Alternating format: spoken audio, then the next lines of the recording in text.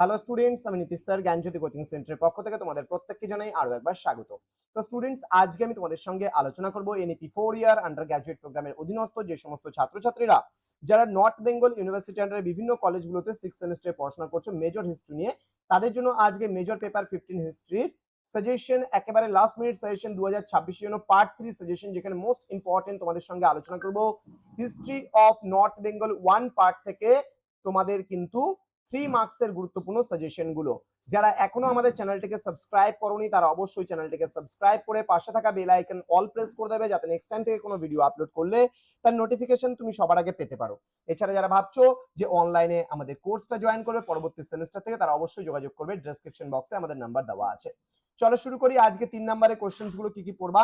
Right a short note on Pundravardhana পড়তে হবে কিন্তু। Next, how ancient North Bengal is depicted in the early epics of India. Next, write a short note on the ancient capital of Bengal. এখানে কিন্তু গৌড় লিখলেই কিন্তু হয়ে যাবে, গৌড়ের উপরে যে নোটটা আছে সেই নোটটা লিখলেই কিন্তু হয়ে যাবে। নেক্সট বলছে write a short note on Matsyanyaya, very very important. Adina mosque 6 পড়ে নিয়েছো, সেখানে না পড়লেও চলবে। খেন ডাইনেস্টি ভালো করে পড়বে। এক লাখি মসজিদ ভালো করে পড়বে, এক লাখি মস্কো। দেন বানগড়ের উপরে ভালো করে পড়বে। গোসানি মারি অ্যান্ড ডালিম কোড যেটা আছে সেটাও ভালো করে পড়বে, এর ইম্পর্টেন্স কি রয়েছে সেটা ভালো করে পড়তে হবে কিন্তু। হ্যাঁ, next Helen Lepcha, next Gaur সম্পর্কে ভালো করে পড়বে। এই যে গৌড় আর ancient capital of Bengal same questions, okay. Next Mainamati and আর হচ্ছে পট্টিকেরা বিহারা, এই কোশ্চেনটা ভালো করে পড়তে হবে। সোমপুরা বিহারা ভালো করে পড়বা। কৌলিনিজম বা কৌলিন্য প্রথা, কামতা মুভমেন্ট, নেন হচ্ছে কিরাতাস। দেখতে পাচ্ছ তোমরা কোশ্চেন কেমন ধরনের আসছে, সুতরাং রিস্ক নিয়ে কিন্তু যাবে না, পরীক্ষায় এই কটা প্রশ্ন পড়ে যেতে হবে। পান্ডুয়া ভালো করে পড়বে।